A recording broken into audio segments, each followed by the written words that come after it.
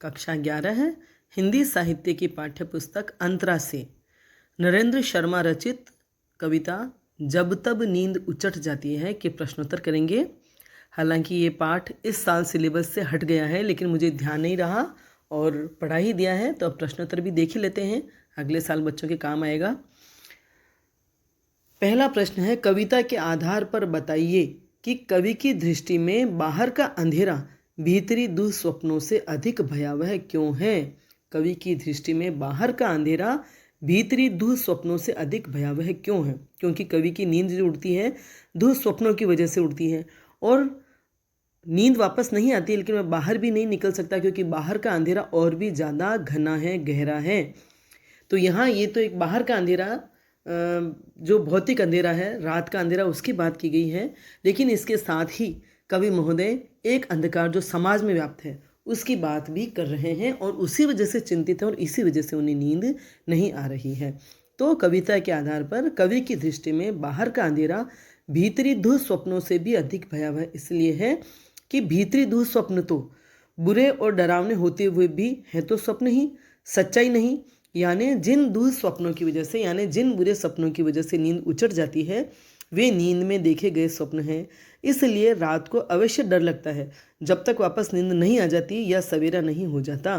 किंतु बाहर के अंधेरे के बारे में कवि जो बात कह रहा है वह समाज में व्याप्त अव्यवस्था, अकर्मण्यता, भ्रष्टाचार, उत्पीड़न और शोषण का अंधेरा है। इसलिए वह भयावह है, डरावना है। व्यक्ति केवल खुद के प्रयासों से खत्म नहीं कर सकता। मतलब समाज में जो अंधेरा है उसे वह केवल खुद के प्रयासों से खत्म नहीं कर सकता, वह सवेरा होने मात्र से खत्म होगा भी नहीं। वह तो तब खत्म होगा जब समाज का हर व्यक्ति चेतन होगा, जागृत होगा, सबके दिल दिमाग बदलेंगे। इसलिए कवि ने बाहर के अंधेरे को भयावह बताया है।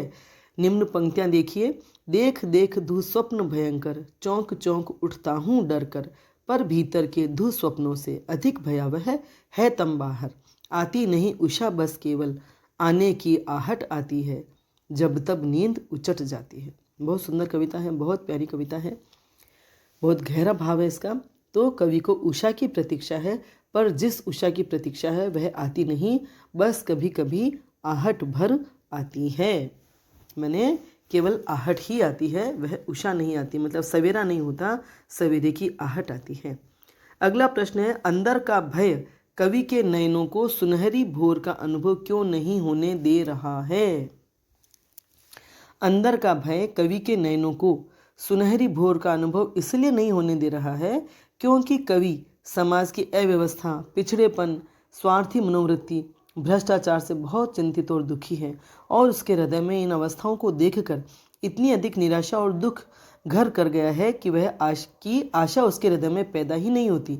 मतलब निराशा का अंधकार इतना गहरा हो गया है कि वह आशा का स्वप्न देख ही नहीं पाता। उसे लगता ही नहीं है कि कभी समाज बदलेगा। समाज में नकारात्मक मनोवृत्तियाँ इतनी जड़ जमा चुकी है कि उसका दिल दिमाग भी जड़वत हो चुका है। इसलिए यह जड़ता, यह भय उसे सुनहरी भोर का अनुभव नहीं होने दे रहा है। यह सच है कि जब हमारे मन में बहुत निराशा व्याप्त हो जाती है, चाहे हमारी परिस्थितियों की वजह से, किसी भी कारण से, तो हमें ऐसा लगता है कि जैसे कभी कुछ अच्छा होगा ही नहीं, भले ही वह अवस्था अल्पकालिक हो। लेकिन और कवि इसी मनस्थिति से गुजर रहा है। जैसा कि उन्होंने कहा है, देख अंधेरा नयन दुखते, दुश्चिंता में प्राण सूखते, सन्नाटा गहरा हो जाता, जब जब श्वान श्रृगाल भूंकते, भीत भावना भोर सुनहली, नैनों के न निकट लाती है, जब तब नींद उचट जाती है। अर्थात भय की भावना इतनी गहरी है कि सुनहरी सुबह की उसे आशा ही नहीं बंध पाती। ठीक है, अगला प्रश्न है तीसरा। कवि को किस प्रकार की आस रात भर भटकाती है और क्यों? आस मने आशा। हालांकि कवि को आशा ही नहीं है कि समाज में बदलाव आएगा। शोषण, उत्पीड़न, अकर्मण्यता, भ्रष्टाचार आदि समाज में इतने गहरे तक समा चुके हैं कि उन स्थितियों का टूटना भी एक स्वप्न ही है। फिर भी कवि हृदय है, कवि का कर्म ही समाज में चेतना, आशा और प्रेरणा का संचार करना है। इसलिए कभी कभी जब वह करवट बदलकर समाज के जागृत होने की कल्पना करने लगता है तो वही कल्पना आशा का रूप धारण कर उसके मन को पूरी रात भर भटकाती रहती है। पर उसे विश्वास नहीं होने पाता कि उसकी कल्पना या उसकी आशा साकार होगी, क्योंकि समाज तो करवट बदलना ही नहीं चाहता। जैसा कि कवि ने कहा है, करवट नहीं बदलता है तम, मन उतावले पन में ऐक्षम, सांस रात में अटकी मन को, आस रात भर भटकाती है, जब तब नींद उचट जाती है। अर्थात मन तो बहुत उतावला है कि सब कुछ बदल जाए, पर यह आशा आशा ही बनकर उसके मन को भटकाती है। ठीक है, समझ में आ रहा है। कविता बहुत सुंदर और बहुत प्यारी है और इसके भाव इतने गहरे हैं कि बस मुझे तो कविता बहुत अच्छी लगी है। जितनी सरल नज़र आ रही है बाहर से, उतना ही उसका गंभीर भाव है हृदय अंतर में। अगला प्रश्न है चौथा, कवि चेतन से फिर जड़ होने की बात क्यों कहता है? कवि चेतन से फिर जड़ होने की बात इसलिए कहता है कि जब हम बहुत तकलीफ, परेशानी या विपदा में होते हैं तो मन इतना निराश और दुखी हो जाता है, इतना डर जाता है कि कुछ अच्छा होने की कल्पना ही हम नहीं कर पाते। तब मन में ऐसा ख्याल आता है कि काश अभी इस समय हम निर्जीव हो जाएं, जड़ हो जाएं, ताकि यह दुख, यह तकलीफ हमें महसूस ही न हो, वह पीड़ा हमें दुखी न कर सके। क्योंकि हम में जब तक चेतना है तभी तक तो हमें सुख या दुख अनुभव होगा।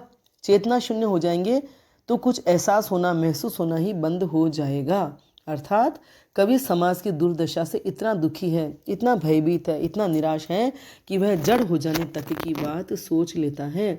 इससे हम उनके मनस्थिति और निराशा का अनुमान लगा सकते हैं। जैसा कि पंक्तियाँ पठनीय है, मन होता है फिर सो जाऊं, गहरी निद्रा में खो जाऊं, जब तक रात रहे धरती पर, चेतन से फिर जड़ हो जाऊं।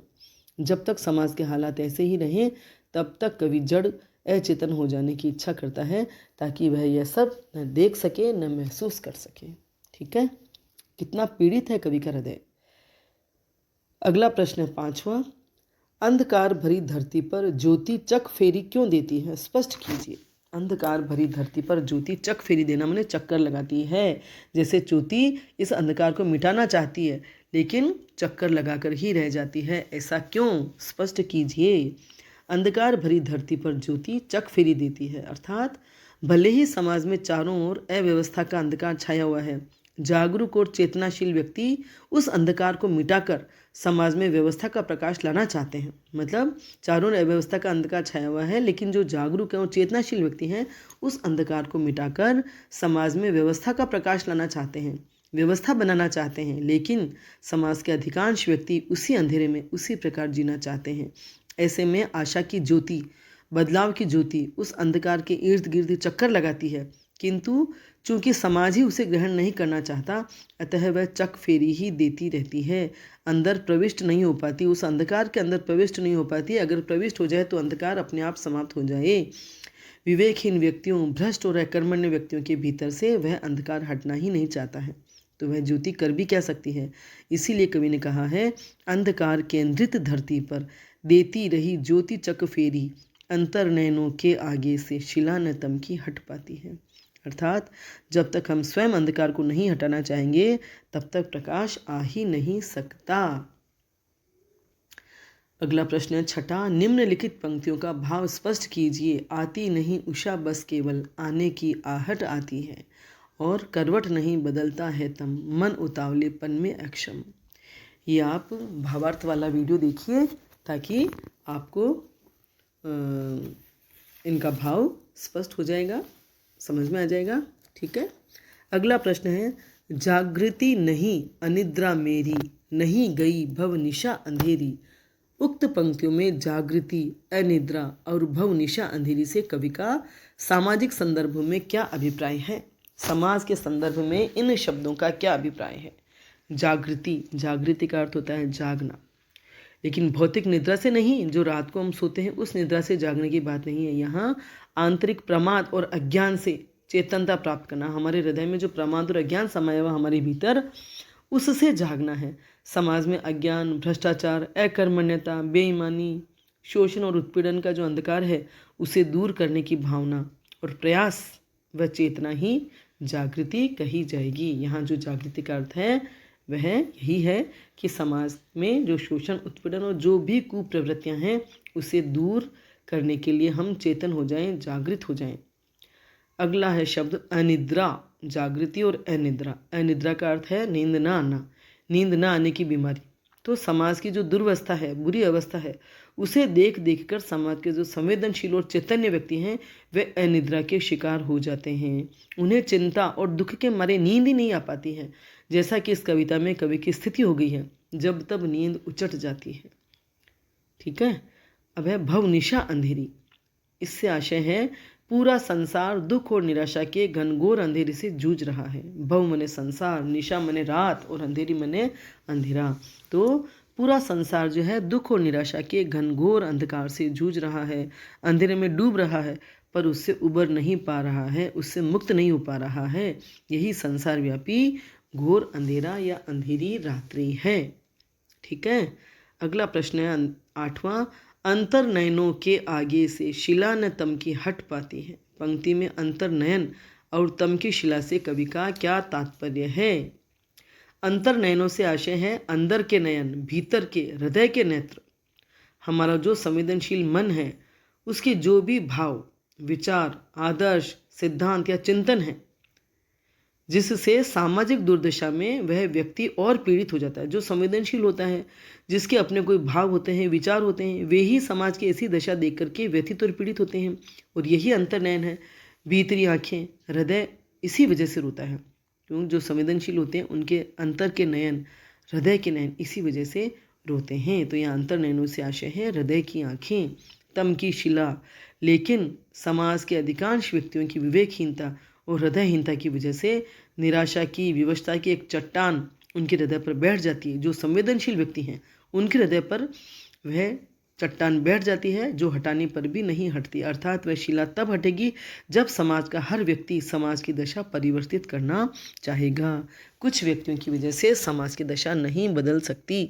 जो बेईमान हैं, जो भ्रष्ट हैं, जो अकर्मण्य हैं, उनकी प्रवृत्तियाँ नहीं हटेगी तब तक ये तम की शिला भी नहीं हटेगी, तब तक समाज की दशा नहीं सुधरेगी। ठीक है, आया समझ में? आगे है योग्यता विस्तार। क्या आपको लगता है कि बाहर का अंधेरा भीतर के अंधेरे से ज़्यादा घना है? चर्चा करें। तो अभी हमने प्रश्न के जवाब में बताया ही है कि बाहर का अंधेरा भीतर के अंधेरे से ज़्यादा घना है, और क्यों है वह भी स्पष्ट हो गया है। अगला प्रश्न है संगीत शिक्षक की सहायता से इस गीत को लयबद्ध कीजिए। शब्दार्थ और टिप्पणी। दुश्चिंता यानी दुख देने वाली चिंता, बुरी चिंताएं जो हमें दुखी करती है, परेशान करती है, हमारी जी को जलाती है। भीत भावना, भय और शंका की भावना जो हमें भयभीत करती है, डराती है। निमिष, निमिष मने क्षण, पल। भवनिशा, भवनिशा मने संसार रूपी भयावह रात। भव मने संसार, निशा मने रात, तो संसार रूपी निशा यहाँ रूपक अलंकार है। चक फेरी, चारों ओर चक्कर काटना, चारों ओर चक्कर देना, फेरी लगाना। अंतर्नयन, अंतर्दृष्टि, अंदर के नयन। हृदय के नेत्र, जो चीज़ें बाहर के नेत्र नहीं देख पाती वे अंतर की दृष्टि हमारे भीतर के नेत्र देख पाते हैं। ठीक है, तो आपको प्रश्न के उत्तर आराम से समझ में आ गए होंगे। इसी तरह से आपको सभी प्रश्न के जवाब देने हैं काव्य पंक्तियाँ लिख करके।